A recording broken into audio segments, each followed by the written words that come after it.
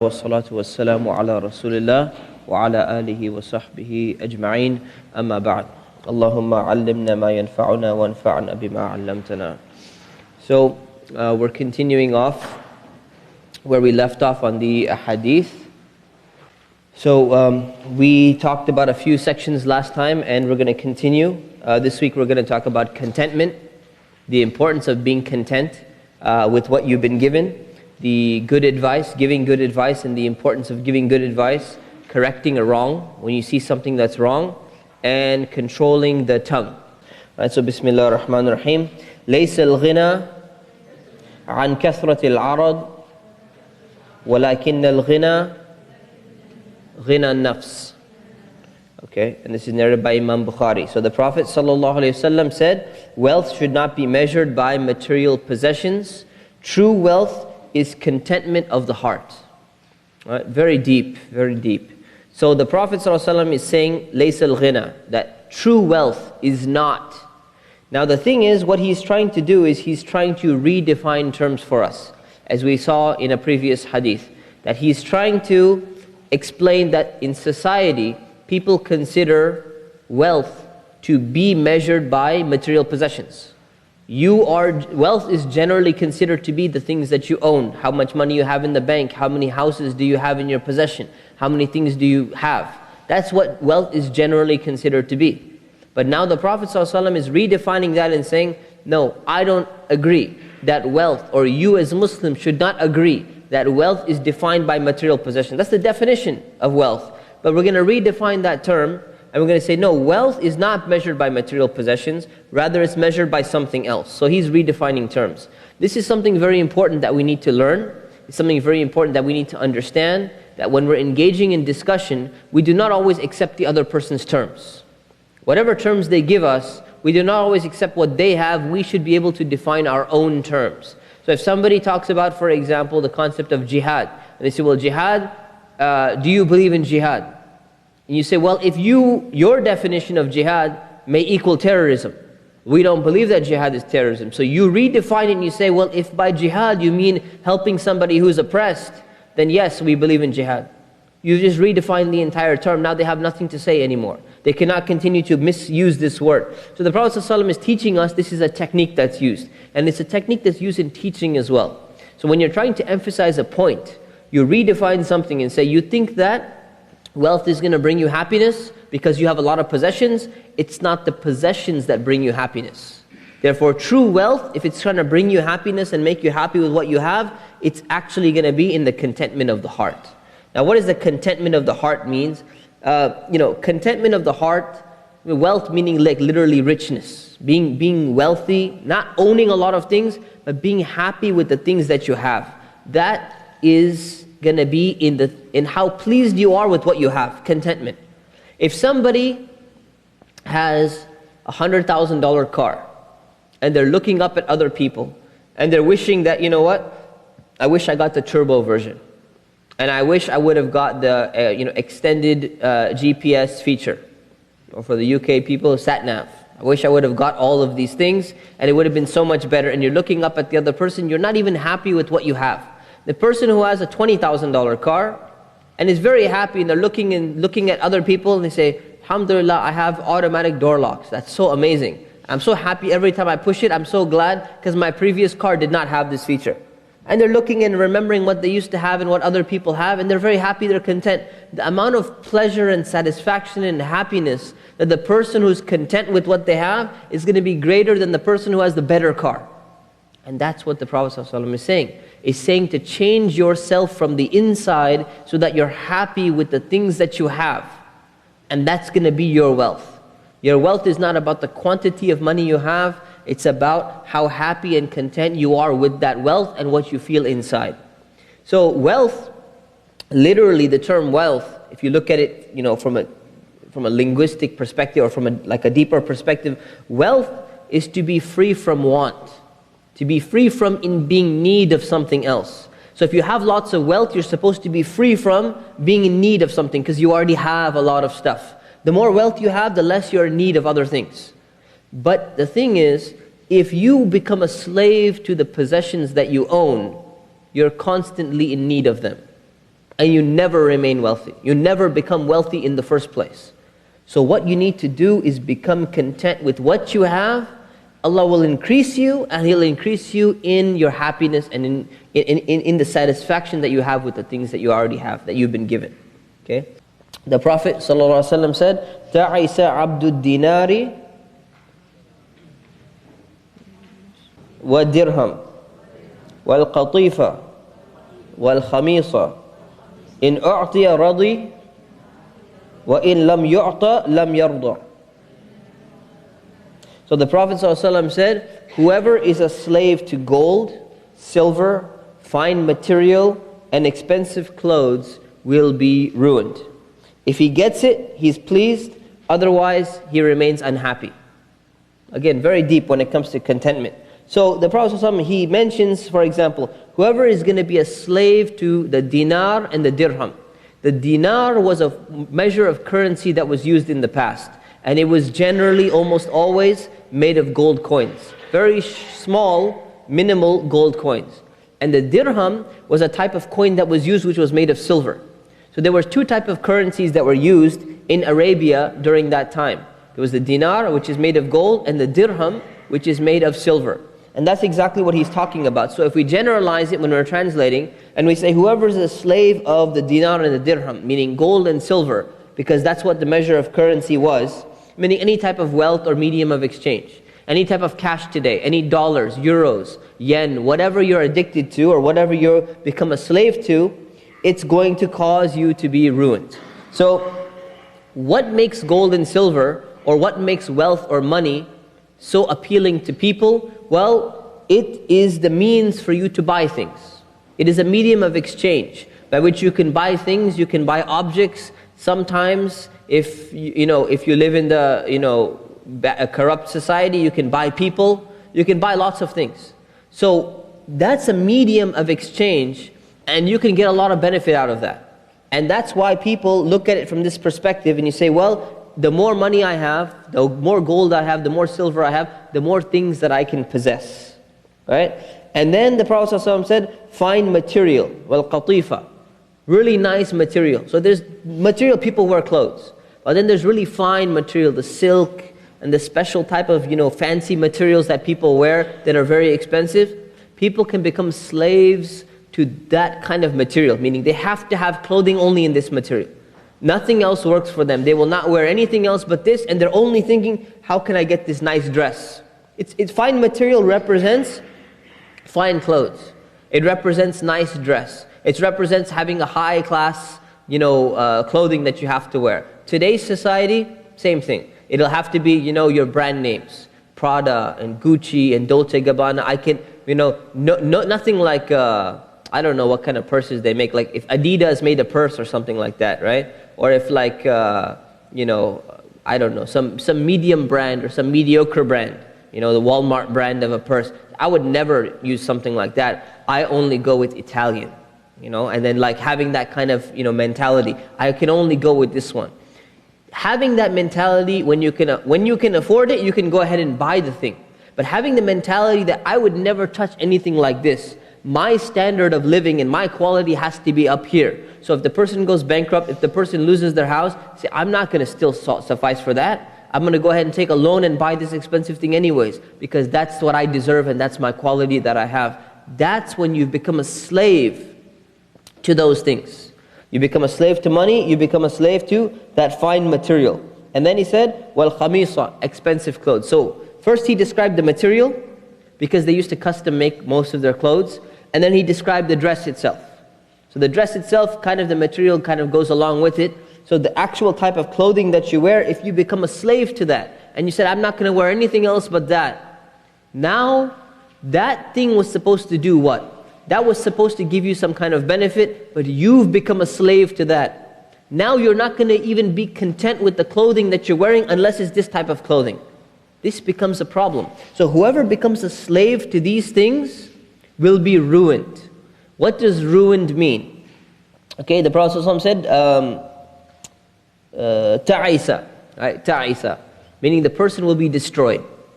What does it mean, destroyed? Destroyed, one, in the next life, because they're going to become so materialistic in this life, they will not focus in the next life about what they're supposed to be doing. So it's going to become a problem for them. They're going to be ruined in the next life because the whole life is going to be about luxuries and luxuries and luxuries. Where are they going to practice Islam? And also they're going to be ruined in this world as well. Because once you become a slave to these things, how do you function in life? You cannot function anymore. All you think about is material things. Material things. And then your whole life becomes destroyed. If your spouse cannot support, your husband or your wife cannot support this kind of lifestyle, you have a problem now. If your family, your parents will not help you support this lifestyle, you have a problem now. If your friends are not at the same level of class as you, or they don't have the same kind of wealth as you don't want to be their friend anymore because you can't talk about the brand new items that just came out. Or you can't talk about wealth, or you can't talk about investing, or you can't talk about finance or something like this. This constitutes a lot of problems for many people. So we have to be careful of these personal enjoyments, of this showing off that we have with all this clothing and all of these things. Then the Prophet ﷺ mentioned the rest of it. And he said, "In u'tiya radiya." So if this person is given these things, they're very happy. For the most part. Sometimes, as we saw in the previous hadith, even when they get it, they're still not happy because they want something higher than that. But generally, even if you're happy, you get it, you're happy. And if you don't, وَإِن لَمْ يُعْطَى لَمْ يَرْضَى. If the person is not given it, he is unhappy. So this is the problem. You become a slave because if you cannot get this specific thing that you desire, you're going to go and become unhappy now. Now you're stressed out. Now you're thinking, why do I have to be like this? Why couldn't it be that I just got it? Everyone else got it. Why can't I get it? And your life becomes ruined. So you mess up your entire life as well. And that's why the concept of being pleased. Look, happiness, somebody pinned their happiness of being dependent on owning these things. And if they don't have it, their life is going to be ruined. So they're not free from need. The concept of wealth. The definition of wealth which we had, the more wealth you have, the more free you're supposed to be from need. You're actually more in need because you've become a slave now. And if you look at today's society, this is what happened to many people. They've become slaves to their wealth, to their material possessions, to their type of clothing that they wear, and they're not able to control themselves anymore. And if they lose these things, they absolutely go crazy, they can't handle it anymore, forgetting that these things were luxuries, and having clothing is what is sufficient for you. If you have it, and you're happy with it, and you can afford it, and you go ahead and you can wear it. But you do not allow it to penetrate into your heart. This will ruin you, so it's important. The lesson is, be content with the things that you're given, and if you're not given them, be content with the things that you're given less of as well. Any questions on this? There we go. The Prophet ﷺ said, "In asabaka shay'un, fala taqul, لو أني فعلت كان كذا وكذا ولكن قل قدر الله وما شاء فعل." So the Prophet ﷺ said, if something bad happened to you, do not say, if only I hadn't done that, then things would be different. Something we always say, right? And rather, you should say, Allah decreed it. Qadrullahi, meaning Allah decreed this thing, وَمَا شَاءَ فَعَلَ, and He did whatever He willed. So Allah has done whatever He willed. Now, what is the benefit of this hadith? Right? First of all, in asabaka shay, if something bad happened to you, why do bad things happen to people? Right? What is the reasoning behind why something bad that you perceive to be bad happens to you? It could be because of their sins, yes. To humble them, it could be to humble them as a test or a trial from Allah. There could have been something worse. So actually it wasn't that bad, the thing that happened. Very good. Maybe Allah will bring some good out of it. So sometimes our perception can perceive things differently. Sometimes it's for our own good. Sometimes it's for us to learn a lesson. There are many reasons why bad, quote unquote, bad things will happen to people. So it could be a calamity. It could be a test. It could be actually it wasn't as bad as you perceived it to be. So bad things can happen for many different reasons. So the Prophet ﷺ said, whenever you feel something that bad has happened to you, in asabaka shay'un, something has afflicted you, right? What should you do? فَلَا تَقُلْ, do not say, meaning, as many people normally say, don't say this. So it's maybe common in society for you people to make this statement, but you as a Muslim should not be making this kind of statement, and you should not even be thinking these thoughts. So when it says فَلَا تَقُلْ, it doesn't mean don't say it. If you're thinking it, and you say, well, I didn't say it, I was just thinking it. No, it's the same thing. It's just a figure of speech. If don't think it and don't say it, that if only I hadn't done this such and such thing, things would be different, right? What does that mean? I hadn't done that. Meaning that you're going and connecting the thing that's happened now with one specific thing and says, that's the reason why this happened, right? Now there's a cause and effect in the world, but at the same time, when you go and you pinpoint that thing and say, you know what? If I didn't do this, then this thing would have afflicted me. I would never be in this difficult situation that I am if this one particular thing didn't happen. Well, the thing is, if Allah has decreed it, and Allah wanted you to have this specifically, He wanted you to be in this situation as a test, or to purify you, or to make something better happen for you or something, He would have gone and used another cause to get you in the same scenario. So how do you know for sure it's going to be that specific thing? That specific thing may have been taken out, and Allah puts another cause to get you in the exact same place where you were. Let's say you lose your job. You lose your job and you say, you know what? I lost my job because I was taking care of my old mother at home one day, and because I was taking care of her, she was having some problem, I helped her out, and I made it late to work that day. And my boss got so upset that day that he fired me because I was late to work and I didn't call him in advance. And you say, see, it's because I helped my mother out that I lost my job. No, maybe Allah would have made you lose your job anyways by something else. He could have put a traffic jam there. And you're late now, you didn't have your cell phone on you, you forgot it at home, and now you're late and the guy got mad and he got you fired. Maybe the exit could be closed like what happened today in our masjid. Right? The exit's closed, you come late, you could have gotten fired that way. Don't go and pinpoint specifically and say, this is the specific reason. Because we have to understand that Allah subhanahu wa ta'ala has decreed certain things. Now, we're going to understand what that means. So it might have still happened. But the point to learn here is that once it's over, it's over.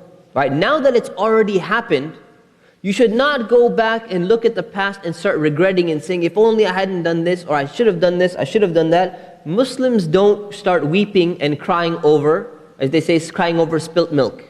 You don't look back and say, you know what, if I would have done that, if I would have done that. Reflecting upon it and saying, you know, I've made a lot of mistakes in my life. There's nothing wrong with that. There's nothing wrong with that. What this hadith is talking about, don't get caught up in, I'm stuck in that thing, you know, if I really wish I didn't do that. The next day you're stressed out. I should not have gone to that college, I should have gone to the other college. I shouldn't have joined this major, I should have gone and done the other major. Now I'm stuck in this job and I don't even like this profession and I have this problem. People do this with their spouse, you know, I shouldn't have married this guy, you know, if I married that other guy who came and proposed to me, probably things would have been different, but I chose this guy and now I'm stuck and he's doing this and all. Don't have these kind of thoughts, because now that it's there, it's already done, you're in the situation, make the best out of it and learn why is it that Allah put you in this state. Yes, you chose the state. It's not that Allah forced you in there, that's not what it means. The qadr of Allah doesn't mean Allah forced you in there. You chose certain decisions in your life, now you're in this state. What do you do in this state? Rather than looking back and saying, well, if only I didn't do this, it's done now. It's done now. However it got there, the fact that Allah allowed you to get in this situation means that He decreed that somehow you were going to be in this situation. If not from that cause or that cause or that cause or the other choices you made, He decided that you're going to be in this situation because He allowed you to get in there. So, you learn your lesson. If you made a mistake in the past, you ask Allah for forgiveness, you repent. But now you move forward. You don't start regretting and living in the past. And then you say, وَلَكِنْ قُلْ. Instead you should say. Say meaning thinking in your mind, hoping, you know, understanding in your heart, and speaking out loud that Allah had decreed this, qadrullah. That this is from the decree of Allah. So the situation I'm in is from something that Allah subhanahu wa ta'ala has decreed. Okay? Meaning that Allah did not stop it. Allah could have prevented you from getting in this situation, but He didn't. So whatever choice you made, you could have made a different choice which would have put you in this situation as well. He allowed you to go in this situation, therefore Allah subhanahu wa ta'ala has decreed this. Okay? And then He says, وَمَا شَاءَ فَعَلْ. That Allah has done whatever He willed. Whatever Allah willed, He allowed this to happen. Now there's this whole question about, well, who caused it and everything. We're going to discuss more in detail in the class on theology, which will be next quarter. But generally just understand, you have freedom of will, and Allah subhanahu wa ta'ala has the power. He gives you limited choices that you can make. Your choices generally will determine what's going to happen to you. But sometimes you can make different choices and the same result may arise at the end, because that's something that Allah subhanahu wa ta'ala will. The main lesson to learn from this hadith, without philosophizing and going all in detail and getting confused about, how is it that Allah knows all of that? The main lesson to learn from this is, don't look back to regret things in the past and get caught up in it. Look back, learn your lesson, ask for forgiveness, don't make the same mistake again, and now understand why you're in the situation that you are and see what you can do about it. See how you're going to build the future. See what are the next steps you're going to make. And that is about contentment. You're content, you say, I'm already in this situation that I am, it's already tough, now I'm going to learn how to deal with it, rather than I'm going to keep on crying about it. That's pretty much what this hadith says. Any questions about this hadith? The next hadith, the Prophet ﷺ said, دَعْ مَا يَرِيبُكْ إِلَى مَا لَا يَرِيبُكْ. Abandon that which gives you doubt for that which does not give you doubt. Okay? So, what does that mean? Right? What is this supposed to mean? This is a general principle which you can use in your life, and you can use it particularly when it comes to Islamic law. It's a very important principle. So it means that, what is doubt? Right? Abandon that which gives you doubt. So doubt is the opposite, or something which does not have certainty. There is shak, right? What is it? Yaribuk, raib. Raib or shak is doubt. Yaqeen, certainty. These are words that are used.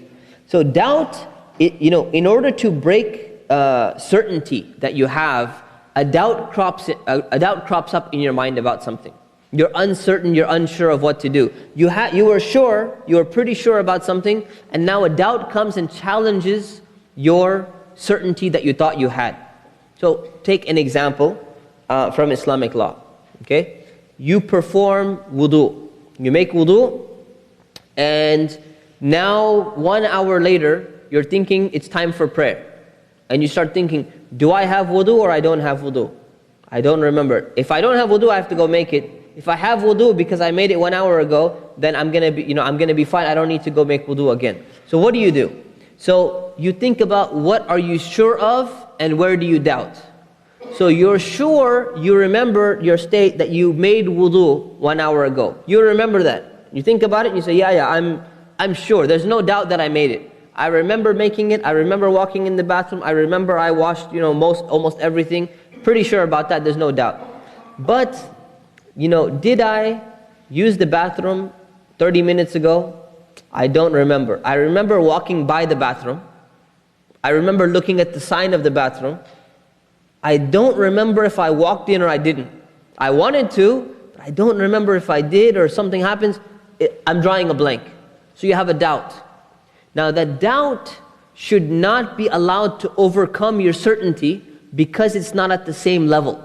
The certainty is at this level, and the doubt is like, I'm not sure. The doubt is down here. So the certainty takes precedence, and you just, da' ma yaribuk means get rid of that doubt. Stop, obsessing about all of that. Did I walk in or did I not walk in? I looked at the sign. You have certainty that you looked at the sign, but you don't remember if you went in and used the bathroom. So you remove that and you just eliminate that from your life and say, you know what? I have wudu because I remember I made it 1 hour ago. I'm fine. Then another opposite case, you wake up in the morning and you drive to the masjid and you're about to pray and you say, whoa, wait a minute. Did I make wudu before I left for the house? Oh man, I was kind of tired and I don't remember. I was kind of, just getting in my car and everything.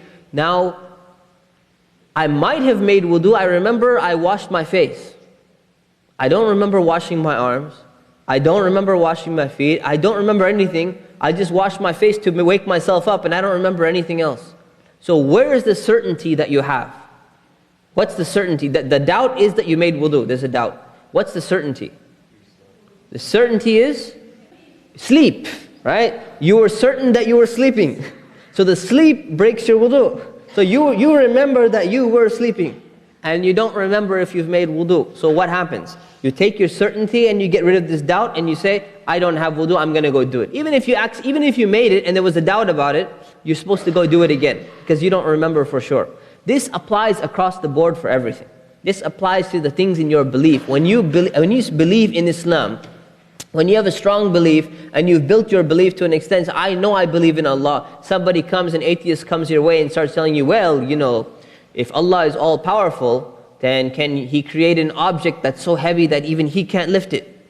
And you're all confused, like, what the heck? What kind of question is this? This is weird, Should this little doubt that crops up in your mind because of some logical, tricky question, should it be able to remove your doubt, remove your belief in Allah? No, it shouldn't, because you built it upon the fact that you know everything, you see what's around you, you see the complicated design, you know that Allah subhanahu wa ta'ala is there, you have almost no doubt about that, and then someone comes and throws something your way.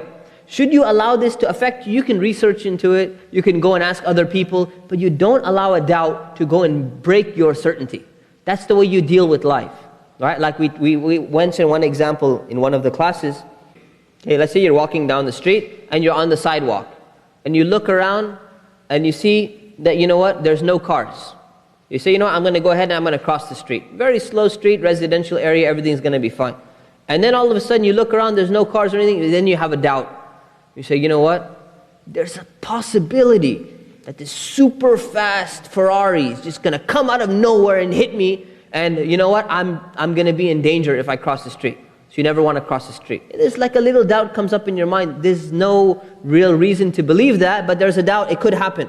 Or it could happen that, maybe an airplane flies overhead and it accidentally loses one of its wheels, or a wing falls down and lands right on me if I cross the street. It's a possibility, right? But you don't take it into account because it's some doubt in the middle, some small doubt. You don't allow it to take away from your certainty. So the same thing applies in all aspects and in all fields of life. So something to remember, something to keep in mind. So that's what the Prophet ﷺ said. So whether it's about beliefs or whether it's about some action that you did, don't allow doubt to overtake your certainty. Positive questioning. Asking questions positively, like in order to learn more about something, there's nothing wrong with that type of positive doubt, like what's the reason behind this, or why do these type of things happen? Nothing's wrong with that as long as it's within the proper limits and is done with the intention to increase your certainty, not with the intention to, I'm just going to ask for the sake of asking because I like to argue, or I like to just test the limits or something like that. Do it for a positive reason. And then the Prophet ﷺ, you leave that and you substitute it with that which does not give you doubt. So if there's doubt, what gives you doubt? There's that which does not give you doubt. What does not give you doubt? Certainty. So something that's certain is not giving you doubt. So it's the exact opposite. So the Prophet ﷺ, he's mentioning that. Certainty is that. So you choose, it's like they say, the cup is half full or the cup is half empty. Well, if the cup is like 99% full, don't look and start complaining, it's 1% empty, or it's just it's not good enough or whatever it is. That's the way we build our beliefs in Islam. That's the way we understand aspects of life. When it comes to science, for example, you do a test, and you do a test 1,000 times. 999 times it comes out one way, and the one time out of 1,000 it comes out the other way. What do you build your certainty, and you say, well, my understanding is that 999 out of 1,000. That's what I'm certain about. You don't go to the opposite and say, well, you know what, I'm going to go ahead and I'm going to believe in that one. The 1 out of 1,000. And that's what I'm going to act upon. Because it did happen. And I'm going to focus on that. You don't do that. So we do the same thing when it comes to other things in life. And this is what the Prophet ﷺ is recommending to us. Okay, any questions on this? Okay. Next one. The Prophet ﷺ said, "Man da'a ila huda kana lahu min al-ajri mithlu ujuri man tabi'ah la yanqusu dhalik min ujurihim shay'a wa man da'a ila dalala kana alayhi min al-ithmi mithlu athami man tabi'ah la yanqusu dhalik min athamihim shay'a." So the Prophet ﷺ said, anyone who calls people to guidance has the same reward as that received by those who follow it. without that decreasing their reward in any way. Anyone who calls people to misguidance will have a wrong action like those who follow it, without it decreasing their wrong actions in any way. So basically what it's saying is, when you call somebody to do something good, you're going to get a same or similar reward to the person who's doing it. And if you call someone to the opposite, something bad, you're going to get the same kind of sin or something similar to the sin that they're getting, without it being decreased for them in any way, not being transferred, it just multiplies. So, man da'a ila huda, whoever calls, or anyone who calls people to guidance. Now what do you mean by calling somebody to guidance? Meaning, you're calling them to believe in something, or you're calling them to do something. There's beliefs and there's actions, right? So whoever's calling to guidance or calling them to do something, meaning that a Muslim, their responsibility is to call other people to good things in terms of belief and good things in terms of actions. So you're supposed to go and you're supposed to share the knowledge and say that, you know what, we should only be worshipping Allah. We should not be worshipping anybody else. It's a responsibility that we have.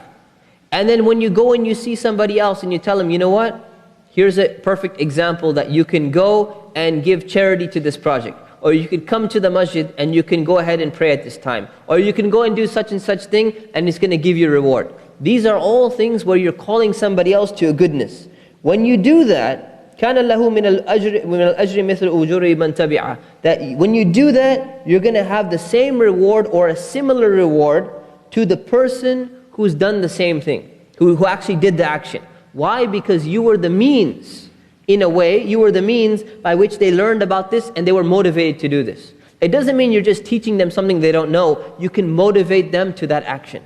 And they can learn something, or they can get motivated to do it, and they're going to go ahead and do it. Meaning that, when you're going and talking to people, don't just have this, this guy's not going to pray. This sister, she's not interested in any of these dress code. She's not interested in any of these things. Go and, try to reach out to people. Try to talk to people. Try to motivate them. Because if you had something that was worldly, right? When people, they find out about an amazing sale that's taking place, and, there's a sale at a store. You go and you grab the person, you say, you know what? You start calling your friends, there's a sale going on in the mall, 50% off everything. And you know what? They're selling, cell phones, for this much, and the iPad is 40% off and everything. You go and you tell other people, you share with other people because you're excited about that. We should be, as Muslims, excited about the fact that we're sharing our beliefs. We're sharing that only Allah is being worshipped. We're sharing that we don't worship any idols. We're sharing that, let's do some good deeds. Let's go and help the people who are poor. Let's go and strive on behalf of the widows, like we saw the hadith before. Let's go and do some of these type of things. So this is something that the Muslim actually does. And it says, if you do that, you'll get a same or similar reward like the other person. Right? Without it being decreased in any way. Now this is awesome. This is amazing. This is from the mercy of Allah. You're not taking the other person's reward away by going and motivating them to do something. The reward now is doubled. Right? Imagine there's somebody who's giving away money, and he says, look, the first 10 people who come, they'll, imagine someone says the first 10 people who come for Fajr prayer, right, in the morning, they'll get $1,000 each. So you will go and tell maybe a few of your friends, right? But a few of your friends who are interested in coming, they will not be telling other people, because they want to be the one who gets it. The quantity is limited, right? So if 100 people show up and they beat you to it, you just missed your chance, right? You missed your chance. We don't do this, by the way, at the masjid. So, but we don't give $1,000, but you should still come anyways, right? But the thing is, if they come, you've lost the reward. You lost the money. Here, Allah subhanahu wa ta'ala is so great, He does not limit His reward. The reward is unlimited. So if 100,000 people do the same thing, the reward will just keep on multiplying, and all of them will get part of that reward as well.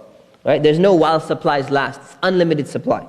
Now, the opposite is the same. So when the Prophet ﷺ says, and whoever guides another person to a misguidance, what I translate is misguidance, right? Meaning if you call someone to do something bad, then you're going to be held responsible as well, the same way like the person who actually did the thing. So you go and you convince your friend, you say, you know what, let's go and break into that car, let's go and steal that thing. Not let's go. Why don't you go ahead and you break into that car and you go ahead and steal that thing? And then when he goes and does something or he gets caught or whatever, well, I didn't do it, I was just giving them the idea, And if someone there's a transaction you can invest in, say, well, I think, if you short Apple stock, you can make a lot of money. So I'm not doing it, but I'm just giving you the advice. If you sell short on the Apple stock, Apple, the corporation, you can make quite a bit of money out of it. And the guy does it, and he makes money. But this is a transaction which is prohibited in Islam. It's not a transaction which is allowed in Islam. So the guy makes money. You say, well, I didn't do it. Well, you led him to do it. You taught him how to do it. You motivated him to go and do that thing. It's the same way, it's the same thing that applies. The sin will be partly yours as well, because you motivated them or you taught them or you encouraged them to do that same thing. So we have to be very, very careful about how we're calling people. And this shows you the importance of the tongue, the importance of how you call people to something. And one of the scholars, he made an interesting statement. He said, you're either giving good advice or you're either giving advice or you're receiving advice. There is no third alternative. Everything in life you're either giving, and he used the term da'wah. You're calling people to something good. You're either giving da'wah or you're receiving da'wah. And there's no third alternative. Every time you drive by, you see one of those billboards, and it's about a casino. And it's got some, indecent, from our perspective, indecent picture there or something like that. They're calling you to something, right? That's da'wah. Da'wah meaning a calling to something. They're calling you to something. Come over here and gamble at a casino, and come over here and stare down this girl that we're paying to look nice in front of you. Go do these things. That's da'wah. It's calling you. So what should we do as Muslims? We should always be on the da'wah, meaning we should always be thinking of how we can convey a positive message to someone. Otherwise, we're going to just be on the receiving end all the time. Say, well, I'm going to be quiet. I'm neither giving nor receiving. No, you're always receiving. Whenever someone is talking to you, whenever you're seeing something, even if it's not speaking, there's something that's going into your mind. It's going into your heart. It's calling you to something. Not always something bad, but it's calling you to something. Right? When you listen to a commercial, it's calling you to go and buy something. When you listen to whatever you see, it's calling you somehow. So that's a good analogy to use, and it's something that we should remind ourselves. We have a responsibility to give good advice to other people, meaning guide them towards the truth and guide them to do good actions and be positive and motivate them, rather than saying, our Muslim ummah is lost, man. People don't listen and people are not interested in these. No, do the opposite. Your job is to call. And if they do it, you get even more reward. And even if they don't do it, you still get the reward for calling them. So this is an amazing thing from Allah subhanahu wa ta'ala. Any questions on this hadith? Yeah, selling a stock short is definitely haram, because you're actually selling something which you don't own yet. It's a very complicated transaction. We'll cover it in Islamic law too. Yeah, if you own something and it's a legitimate thing, then you can sell it. There's a way of shorting a stock where you're selling something you don't actually own and you promise to buy it based with a loan, and there's interest involved in that transaction. Like options trading, same problem. That's selling, there's selling long and there's selling short. There's two types of stock sales. So one of them is haram. One of them is not allowed.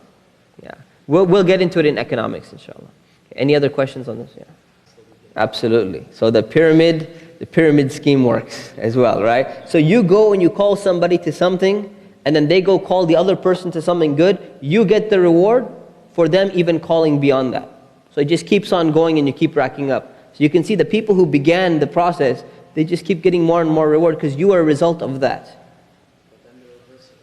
The reverse of that is also true. So people who introduced idolatry into Arabia, in particular, for example, the Prophet ﷺ said that he's going to be getting the sin of all the people who kept on doing it because he brought it in the first place.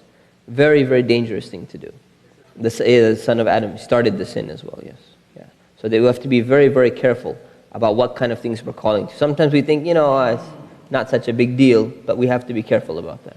Okay. I mean, anything that you would get reward for doing if you did it yourself. So in Islam, we're not only talking about worship, we're talking about extended level of worship. If you call somebody to doing something nice, like that's going to benefit someone with the good intention, and you remind them, make your intention for the sake of Allah subhanahu wa ta'ala, and they feed somebody, that's a reward for you. If you go and you tell them, buy this special sale, discount price. You told them something good, but it doesn't necessarily, you're not getting a reward for, making a good deal on a house or something like that. Right? So it's something that you can be rewarded for with the right intention. Inshallah, okay? So continuing. The Prophet ﷺ said, Al-mu'minu mir'atul mu'min. He said, a believer acts as a mirror for another believer. Literally, it means the believer is the mirror of another believer. Right? So how does this work? A believer, any Muslim meaning, a true believer is the mirror for another believer. How does that work? Well, what is a mirror? Think about this, a beautiful, beautiful analogy. Think about a mirror. What do people normally use a mirror for? Right? Reflection, to check yourself, right? To see, is my hair, is it good? Is my, everything looking good? Are my clothes, okay? Is everything good? You're doing it to check yourself, to look at yourself, right? So what this means is that if a believer is the mirror of another believer, it means that one believer should serve as a check on the other person, to remind them of some of you generally use a mirror to what? To check for, like, one, how nice you are, and two, what problems there are. So the believer is there for the same thing, to see what are your defects. They're there to point out and give you some advice that, you got something on your shirt there. Or you got something in your character there. You get a little bit angry too quickly. You speak a little bit, with the temper. So you need to calm down a little bit. Or something like that in a very nice way. Now here's the thing, that when you point out the good and the bad, why does the believer have to be, or why is it important for a believer to be the mirror of another believer? Because oftentimes, if you don't have a mirror, why do you use a mirror? Why not just look at yourself? Because you can't see yourself as well as you could see yourself in a mirror. The same thing with the believer. That the believer will be able to see things in you, defects or something in you that you may not be able to see in yourself. And this happens to a lot of people with their ego, with their character, and a lot of things, that they can see something in you that you're not able to see yourself. Sometimes arrogance, for example. Sometimes a person may not even realize that they're being arrogant, because they're blinded by it. And then the person comes, and your friend, Muslim believer friend, comes and tells you, so you know what? The way you were talking to that other person, it was beyond limits. You need to be more careful next time. This is why it's needed. It's very, very important. But another thing that's important is, when do you generally use a mirror? In private, not in public, right? You don't pull out the mirror in front of everyone, and everyone's looking at you and you're kind of going around. Generally, people use it in private, which tells you what? Which tells you that when you're trying to correct something wrong, for your brother or for your sister, you should also be doing it in private and not in public. The same way you wouldn't want to use that mirror in public to go and look at your defects or something like that, you go and you do the same thing privately. So you don't go up to your friend and say, in front of the whole gathering, yeah, by the way, Muhammad, you're really arrogant, and I just wanted to tell you that because, you know what, I'm trying to be your mirror. Okay, that is not the way to go about it. The way to go about it is to call them privately, give them good advice in a nice way, in a kind way, explain to them that, look, just telling you this, it appeared that this was your kind of behavior. Now, when you're making this admonition, or perhaps it could be praise, you tell them, you've done an excellent job. You're doing a very, very good, you're looking beautiful, meaning your character is looking beautiful. You're doing an amazing job. I love you for the sake of Allah. That's also something that should be done in private and not in public.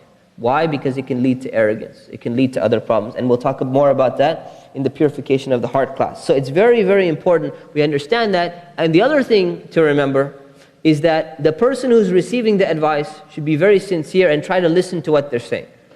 But also to realize that sometimes the mirror could be mistaken. So if the mirror is twisted, Another one is curved mirrors, right? And it shows you like this, or it shows you really skinny or something like that. You know, those bent mirrors and stuff. It could be mistaken. So sometimes the believer can be mistaken, and they should realize that as well. Instead of pushing it on you, no, you were being arrogant. Well, no, I actually meant it this way. No, I'm telling you this is the way it was. And they need another believer, another mirror to put them in check as well. So you have to know what you're talking about as well, but say it in a very nice way and try and convey the message to the person. So this is what it means, that a believer is the mirror of another believer. Okay. Any questions on this? Absolutely, absolutely. The people who do bad things in the name of Islam, it's our job to check them. But if we have the opportunity, it's our job to check them privately and not publicly. And one of the mistakes that a lot of people make is they start going and just saying, you know, these people are doing these things, doing in public. And sometimes the message is not even being conveyed to them, and we're just doing it for PR reasons. We're saying, you know, these people in that country, they're just so bad and they're so bad, and say, oh, I'm trying to correct them. The message is not even reaching them. It's like you're speaking to someone who doesn't even exist in the room. So one of the important things that, you know, I'm glad you brought this up. One of the important things, if you're going to be criticizing behavior, people who give lectures, for example, if you're going to criticize behavior that exists in the audience. Otherwise, what ends up happening is you're criticizing a third person who's not there, and the people get who you're criticizing, but they get a sense of self-righteousness. That, well, you know, we don't do that. Other person is like this. Yeah, we don't do that either. So it's like somebody, like, just to give you a simple example. Someone you know does not pray Asr prayer. And you have the entire audience in front of you, and all the people in front of you, and you start criticizing, you know, these people who don't pray Asr prayer, it's so bad, people need to pray Asr, but everyone in front of you prays Asr. So who are you talking to? You're basically criticizing someone who doesn't exist in the audience. And unfortunately, that's a cause for self-righteousness. So people say, yeah, that's true. We should try to focus on the audience because it's admonition, trying to help somebody, unless you're trying to, you know, praise them with a good thing. So yeah, you're right about that. That's important. Yes.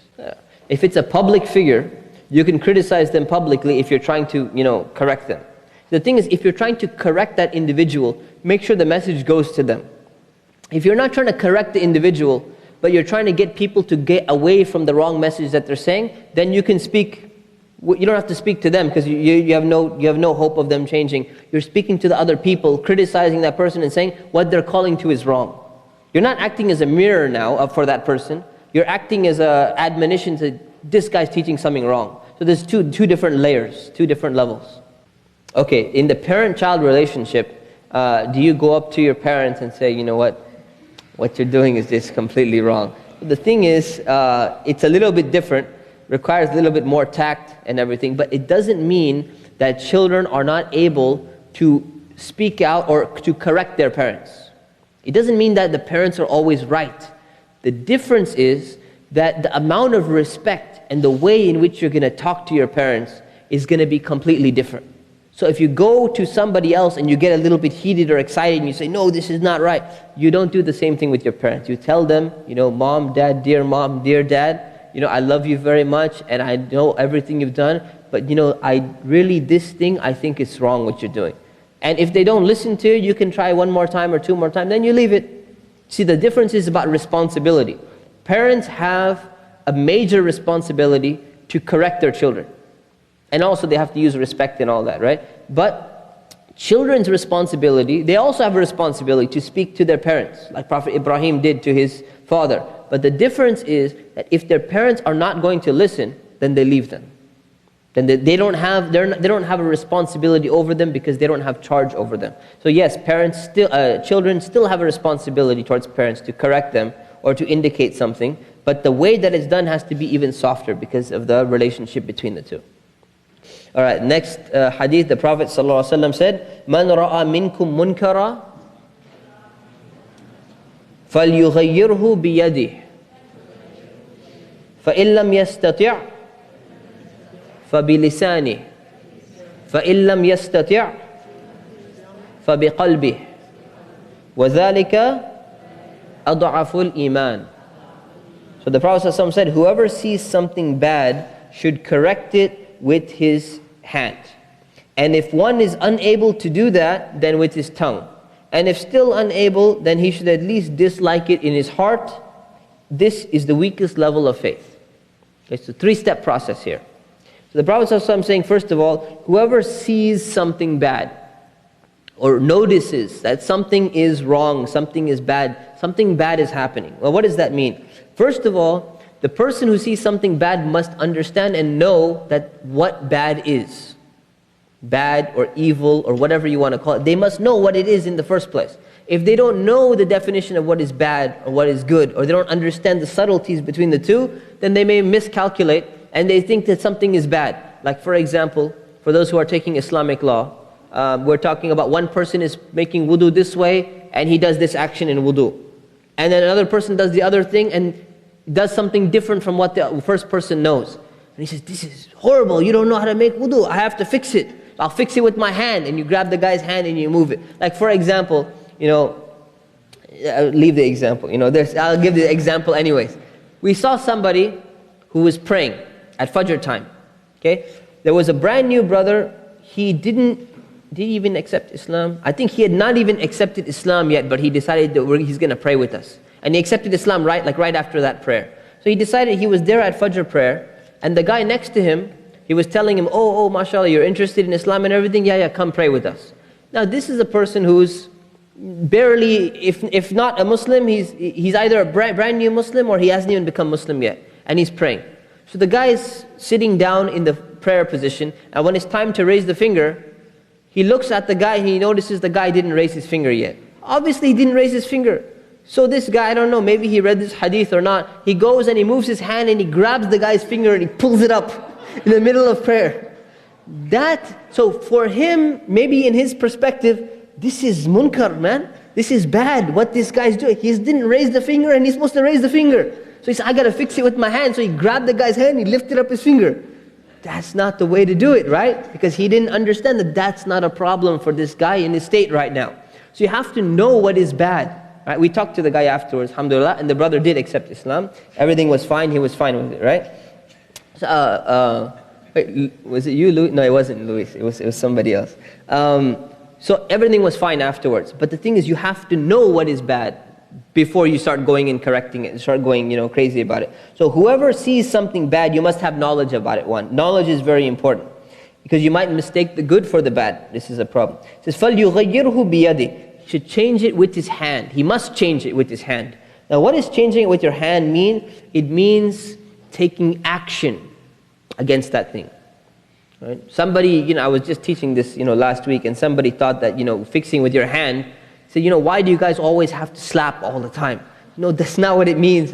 Hand doesn't mean like you punch some guy or something like that. Fixing it with your hand means that you're taking action against it. The hand represents action. Okay? So, like for example, you see something on the floor that shouldn't be there, litter or something like that. You're in a position to change that. You're in a position to fix this. You go, you bend down, you pick it up and you put it in the trash can yourself, because you had the ability to do this. So it's your responsibility to go ahead and fix something if you're in that position and it's not going to harm somebody else. Then the Prophet ﷺ said, فَإِن لَمْ يَسْتَطِعْ. If he's unable to do that, if that person is unable to fix it. Now this is very deep, because nobody even asked the question and said, oh Prophet, I have a question. What if we're not able to do that? He already knew that, you know what? If there's going to be times in your life where you're unable, or you're not in a position to go and fix something. Right? You're not in a position to go and fix something with your hand, like through action. So what are you supposed to do? فَإِن لَمْ يَسْتَطِعْ فَبِلِسَانِ. Then with your tongue. So fixing with your tongue means you're speaking out against it. Not you're trying to stop it from happening. Example would be, for example, you see a police officer, right, harassing somebody, arresting them, harassing them. Imagine a very racist police officer, and you see them, messing with somebody else, and you know that something is going on. Now what should you do? Should you go and say, well, you know what, I'm going to take action, and I'm going to grab the police officer, I'm going to move him away, I'm going to put him down? That's going to cause more problem, because you're not in a position to do that. So what do? What's going to be a better thing? Use your tongue. Try and say, officer, don't do this. Right? Don't do this. Or another way of doing it, you take out your phone, you take a picture of what's happening, and you send a letter to the police department, and a letter to, the ACLU and to other lawyers, and you file a lawsuit and all of these things. That's a form of fixing it with your tongue, through writing or whatever it may be. You fix it with your tongue, if you're not in the position.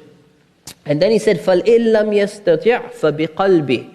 And if you're not even able to speak out against it. Imagine you're in a situation where you're not even unable to do that. Unable meaning three things here. Number one, it's impossible. It's just you're not able to speak against something. You're not able to do something. Number two, there would be a danger involved if you did it. And number three, it would be less effective if you even tried to fix it with your hand or fix it with your tongue. Then you go to the last resort, and that is you fix it with your heart. Or fixing it with your heart, the literal meaning of this hadith says, fix it with your heart. Now what is fixing it with your heart means? It means you dislike it in your heart. You hate it in your heart. Now how does it work? If you hate it in your heart, how are you changing something? If you hate something, let's say you hate it in your heart, and the hadith says that you change it with your heart. So how do you change it with your heart? You say, I don't like what's happening. How is that changing it? Yeah, at least you didn't accept it, that's true. But did it change the situation? You're clear, your heart is clear, but did it change the situation? Could it change the situation? Very good, very good. You might have another opportunity. See, the thing is, if you don't even dislike it in your heart, when Allah opens up the chance that you're able to speak out against it, if you felt nothing in your heart against it, you're like, no, it's fine, man, everything's fine. The guy's smoking out, doing drugs, everything. Let him enjoy himself. He's young, and he can start praying later on. You don't even dislike it in your heart. When it's time and you have an opportunity to speak, you're not going to speak. And when you're speaking, if you don't speak and you have an opportunity to speak, and now you're put in a position, you just got elected to be a very important, board member of the city. You're a congressman now all of a sudden. You're not going to take any action against it because you didn't even speak when you had the chance to speak. You didn't even dislike it in the first place. You're not going to speak against it. So by disliking in your heart and knowing that it's wrong, you're going to change it when you're in a position. You're going to change it when you're in a position. You individually as well as society. If everyone in society dislikes it, what's going to happen when they're in a position to do something about it? Like the revolutions in Egypt, the revolutions in Tunisia. When they're sick and tired of people misappropriating wealth and spending all the $1.5 billion of US aid in just military to dominate the people. People are getting tired of it and they're upset with it. When they have an opportunity to act, they go and they act. They raise up their voice and it's going to make a change. Doesn't always work, but it can work quite a bit. So that's how it changes, by disliking it or hating it in your heart. And then the Prophet ﷺ said, وَذَلِكَ أَضْعَفُ الْإِيمَانِ, and that is the weakest level of faith. The weakest level of faith is to at least hate it in your heart. So imagine this is your faith, right? This is the highest level, is to do something when you're able to. The lowest level of faith is to at least know that it's wrong and be displeased with that. What is one step lower than the lowest level of faith? There's no faith, right? There's no faith. Meaning that if you're a true believer, you would at least, at bare minimum, at least feel something against this act in your heart. And if you don't even feel that, something's wrong with your faith.